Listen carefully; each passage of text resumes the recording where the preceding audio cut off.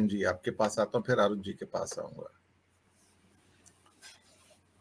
Tunnel की बात की सुजाता जी ने, तो शायद नवयुग कंपनियां जो उसका निर्माण कर रही है, जहां तक जो मैंने पढ़ा है, नवयुग कंपनी ने दावा किया था कि ये दुनिया की पहली ऐसी सुरंग होगी जो अनसिंकेबल है, जो कभी ध्वस्त नहीं होगी, जो पूरी होने से पहले ध्वस्त हो गई।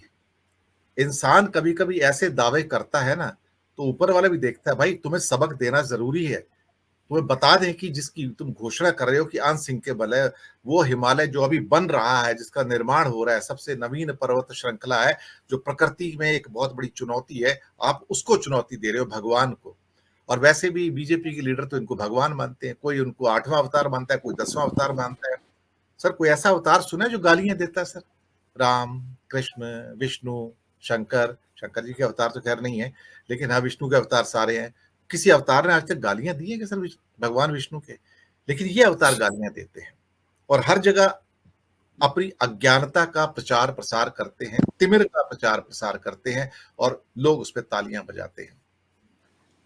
क्या वास्तव में हमारे हालात ऐसे हो गए कि मध्यकालीन युग में पहुंच गए हैं जहां आप अज्ञानता को प्रणाम करें? अनिल जी। हाँ दिनेश जी, बिल्कुल ठीक कह रहे हो आप कि जो हमारे लीडर हैं, लोग उनकी ओर देखते हैं और उनके जैसा बनने की कोशिश करते हैं, और अगर जनता को नजर आता है कि लीडर गाली दे रहा है तो वो उससे एक कदम और ज्यादा बढ़ चढ़ करके गालियां देते हैं। और आपने देखा कि किस तरह से गालियों को एनकरेज किया जाता है। वो बहुत सारे ऐसे नाम हैं जो ट्विटर पे महिलाओं को ट्रोल करते हैं, बदतमीजी वाली भाषा, ऐसी ऐसी धमकियां दे देते हैं ट्विटर पे, और मोदी जी उनको फॉलो करते हैं। किसी को फॉलो करना, मान लीजिए मेरे को कोई प्रधानमंत्री फॉलो कर रहा है तो ये मेरे लिए बड़े ऑनर की बात होती है, भी ट्विटर पे मेरे को फलाना व्यक्ति ऑनर करता है, फॉलो करता है। तो कई बार मतलब ये प्रश्न उठे हैं, लेकिन आज तक उसका कोई जवाब नहीं आया कि भाई इस तरह के तत्वों को आप क्यों फॉलो करते हो, क्यों उनको आप सम्मानित बना रहे हो फॉलो करके। और भाषा के बारे में हमने बंगाल में भी देखा कि दीदी ओ दीदी, इस तरह की भाषा, और कोई किसी को शरूपनखा कहना, किसी को 50 करोड़ की गर्लफ्रेंड कह देना। अब से पहले किसी भी प्रधानमंत्री ने इस तरह की भाषा या इस तरह के शब्द तो दिनेश जी कभी इस्तेमाल किए नहीं दिखे।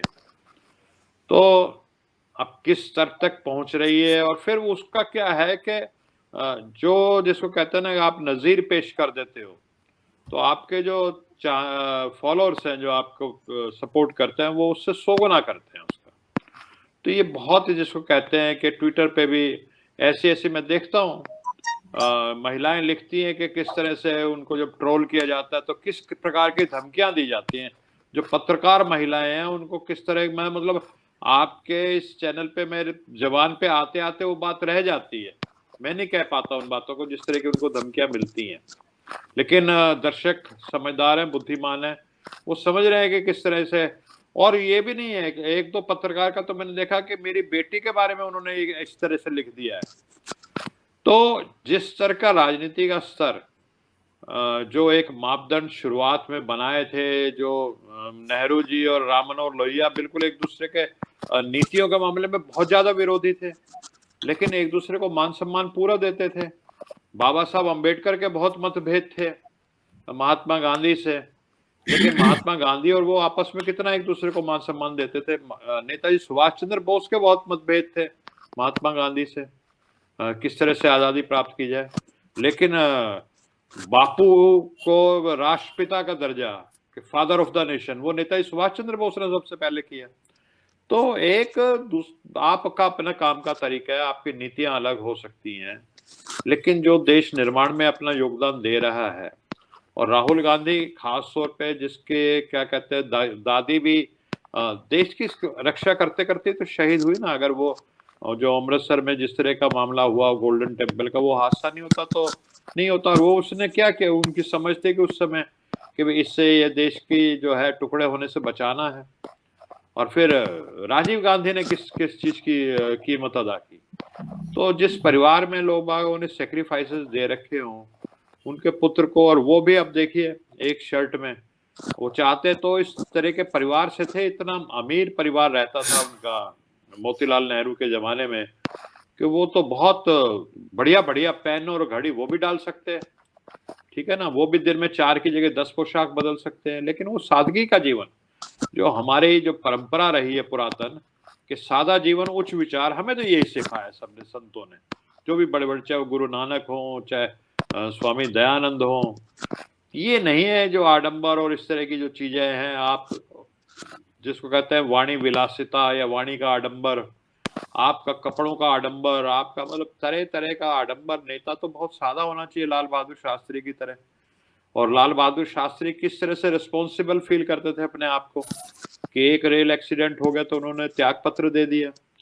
तो ये जिस तरह से चीजें राजनीति में चल रही हैं, और जो मूल मुद्दे हैं, जो आदमी की बुनियादी जरूरतें हैं, उसका रोटी कपड़ा मकान की जरूरत है, बिजली सड़क पानी की जरूरत है, शिक्षा और स्वास्थ्य की जरूरत है उसकी, तो उसकी तरफ तो ध्यान नहीं है। लेकिन लोग बागों का ध्यान है ना, नक्कार खाने में जैसे आप नगाड़े बजाए जा रहे हो दूसरे किस्म के, और जो सेन वॉइसेस हैं, जो समझदारी की आवाजें हैं, वो आप उनको दबा रहे हो। जो बात राहुल गांधी कहते हैं कि कैसे 142 करोड़ लोगों का विकास कैसे हो, जबकि आज जो नीतियां बननी है कि 4 आदमियों में सारा कुछ।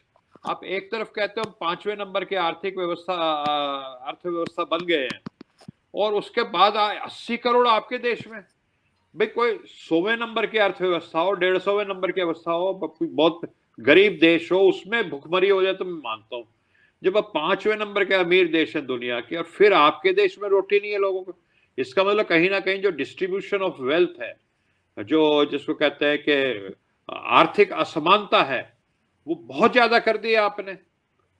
तो इन सारी चीजों से ध्यान हटाने के लिए आप कुछ कभी क्या शगुफा, कभी क्या शगुफा, और भाई कभी ना कभी तो लोगों को होश में आएंगे। और मेरे को लगता है दिनेश जी, हम कुछ भी कहते रहे, लोग बहुत तेजी से जाग रहे हैं, बहुत तेजी से जाग रहे हैं।